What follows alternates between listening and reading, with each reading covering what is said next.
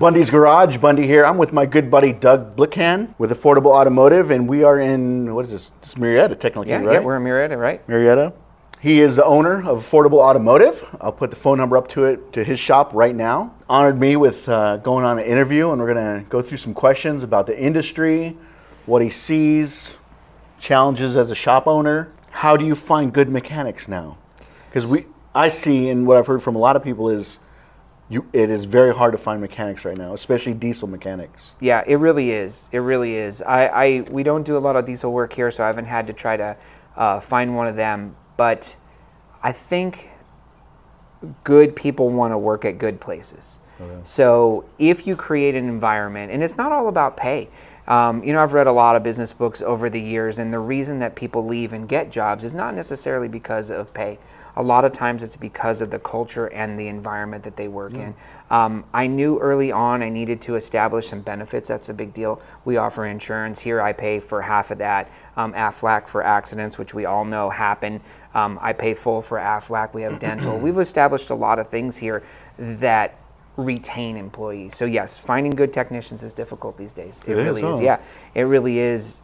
So what I've tried to do is probably 8 or 9 years ago, it wasn't quite so hard. So what I've done more than try to find new is work hard to retain with what I have. Keep the ones you have. A guy that's about to come out of high school, right? Who wants to do automotive work. Mm-hmm. You know, he's kind of going in direction, maybe UTI, Universal Technical Institute. Right. Or community college, or just trying to walk in and talk to an owner like yourself. Right. Saying, hey, I want a job. What would you recommend to someone like that? Yeah, that's a really great question. So in a lot of other trades, like we'll take heating and air conditioning, right? You need to apprentice, and especially in other countries, right? In other countries, I've been fortunate to travel into Canada and do some automotive consulting up there. And in a lot of other countries, in order to become an auto mechanic, you need to be an apprentice first. Okay. So training in other places is been part of the trade. Here in the United States, it's not been that way. So breaking into any industry is never been easy. So I think the business owners are starting to see that with the millennial group, you need to start them young. Used to be we would only hire mid to higher experience, but I think you're starting to see that switch now, because if we don't let some of the younger generation in, two things are going to happen.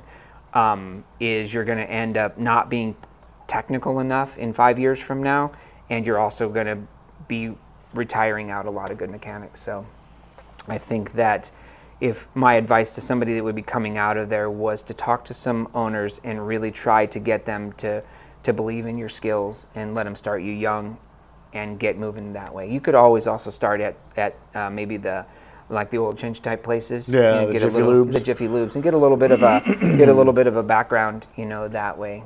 Would you hire somebody without any experience? So the thing is the answer to that is yes and no. I think the thing is yes, I would, because I see that now as a value, but also with this business, you have to really be mindful of safety.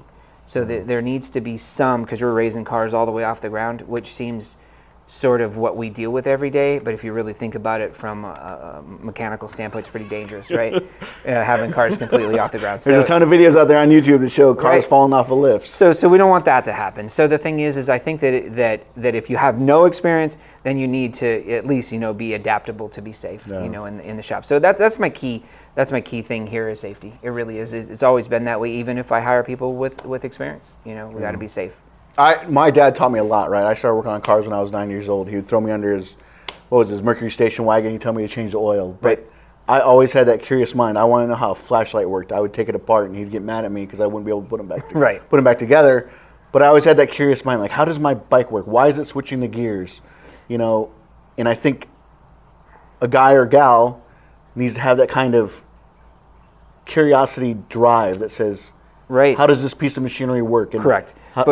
But just like with your father having that, being a little bit upset about it, the problem is if the high schools don't go back to supporting the trades. Yeah. I know that most high schools are starting to get rid of like auto shop and photo shop and metal shop and wood shop. So if they don't have that feeling that those trades are important, I think it's really going to disappear. Because as they graduate from high school, if they've had no background, right? No wood shop teacher saying, hey, that's not right? You need to do it this way. Or an auto shop teacher saying, hey, that isn't right. Yeah, it's easy to take it apart, but we need to learn how to reassemble things, right? So if they don't stop not supporting the trades from a high school level, we're going to have a real shortage of... Be that automotive, welding, doesn't matter. Electrical. Yeah, call it whatever trade you want. Yeah. Widget making, whatever you want to call it. HVAC. Yep. I think we're going to have that. I think that supporting trade schools is great. I think if you could get people through a trade school in a reasonable amount of time, meaning that if you could go for like 2 years, have a 2-year submersion into whatever it would be, automotive, and then get out into the thing and have the schools and stuff support in getting them jobs, right? I think that that's going to be really key to all this. And one thing I came across recently is a guy his name is Grant, and he started it's called Gearhead School. I'll put a link in the description below, but it's basically an online course that allows people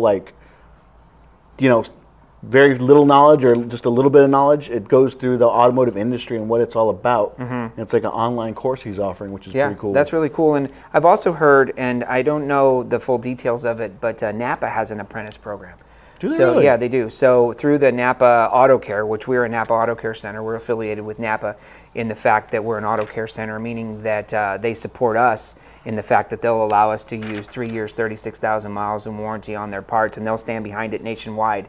And for that, you get lots of things. And they have a technician apprentice program to where it's like a certificate based, where you go in there and answer questions and study the thing, and then they give you like a level 1 certificate, and then that way through there you can end up at least having something when you come into the shop. Do you require your guys to be ASE certified? You know what the thing is we do require at least one ASE certification, and to maintain that. I think that I don't want to be like this old school business owner guy. I want to stay, in the upfront, but the ASE stuff used to be like critical. It seems to be losing its oomph a little bit, but some of its steam. But yes, it is important to know that your technicians will still continue education and stay up with the things of today. Have you ever hired anybody from UTI? You know what? I haven't. I was a manager of a Western Auto store in Houston, Texas. Okay. And they were right by the UTI, and we hired nothing but UTI graduates. So that... You got to get that? Nope. Okay. That's good. What was your experience there hiring them? It was good. It was really good. Okay. They really supported the school there. The UTI here is I think a ways away from here. Yeah, it's in Rancho Cucamonga. Yeah, I don't see a lot of UTI. But it's been closed down this whole year. Has it? Mm-hmm. Yeah. Yeah. Because of the pandemic. So. I know. I don't know. Is it tough for guys getting in? I don't know. Would I want to get in?